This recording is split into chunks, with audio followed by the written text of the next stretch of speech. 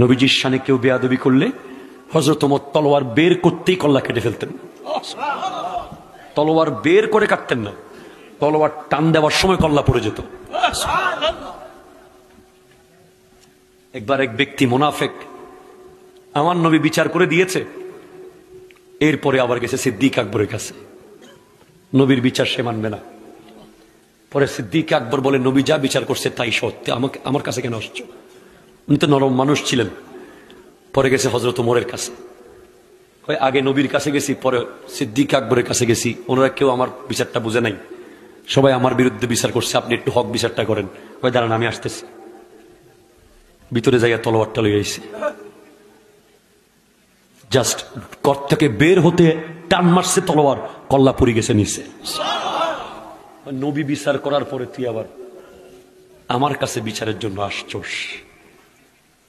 হযরত ওমর, যার ভয়ে মদের বোতল দুধের বোতল হয়ে গেছিল। এক শরাবি মদখোর রাস্তায় মদ পান করতেছিল, হযরত ওমর বহু দূর থেকে দেখছে। ওই শরাবি হযরত ওমরকে দেখে তার হুঁশ এসে গেছে ভয়ে, কয় আল্লাহ ওমর থেকে বাঁচাও, জীবনে আর মদ খাবো না, তওবা করতেছে।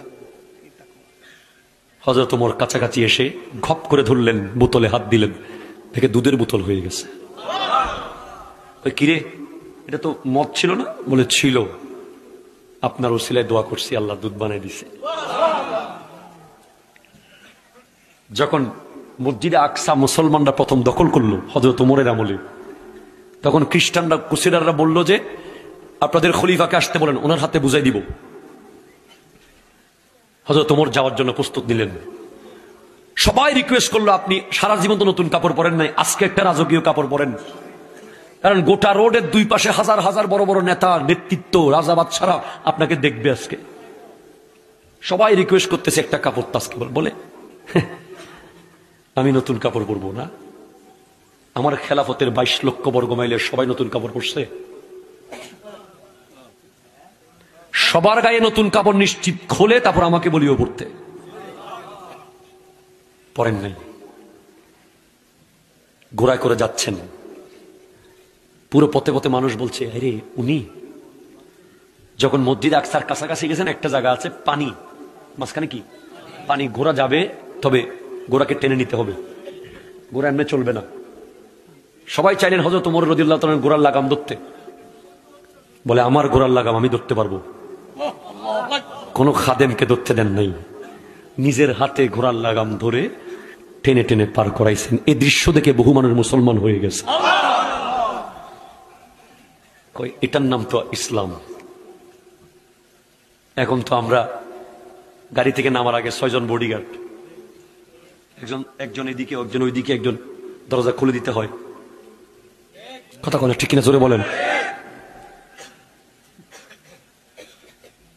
নিজের ঘোড়ার লাগাম নিজে ধরে ধরে নিয়ে গেছেন, দেখে যে মৌজা যে পড়ছেন, মৌজাটাও সিরা। পরে আমার নবীর হাদিস, যিনি জীবনের জামা পরেন নাই, এবং হযরত ওমরকে একবার জিজ্ঞেস করা হয়েছিল, আমার নবী জিজ্ঞেস করছেন, ওমর তোমার সবচেয়ে প্রিয় জিনিস কি? উনি বলছেন, 1 আল আমরু বিল মারুফ, সৎ কাজের আদেশ দেওয়া, 2 ওয়ান নাহি আনিল মুনকার, অসৎ কাজে নিষেধ করা, 3 নম্বরটা কি? বলে ওয়াসাউবুল খালিকু, পুরাতন কাপড় পরা। পুরাতন কাপড় পরা কোন মানুষের প্রিয় জিনিস হইতে পারে? কতটুকু দুনিয়ার ত্যাগকারী হলে বলতেছে পুরান কাপড় পরা আমার বেশি প্রিয়।